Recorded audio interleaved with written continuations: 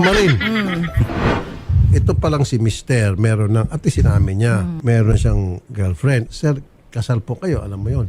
Opo, sir. Bawal. O, pwede ka makasuhan. Opo, sir. Pero nasa kanya po yung pagkukulang kaya nagkaganito ako eh. Una-una sa pag-asikaso.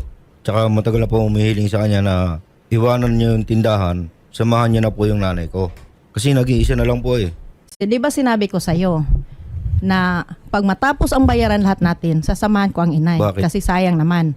Oh, magkano Bakit bayaran kulang pa sa ba ano? yung iniwan ko sa'yo na alotin na 30,000 monthly? Bakit noon nung maliit ang ano mo, hindi ka nagreklamo? Nung lumaki ang ano mo, tsaka na ka nag-ano. Tapos, binigyan ko ang inay ng katulong, ako nagbayad 5,000. Anong ginawa nyo ng Bayad? kabit mo? Hindi mo Oh. continuous. Oh, adi ka sabi mo, anong sabi ng kabit? Kayo ng dalaw magpatuloy. At anong ginawa niya sa katulong?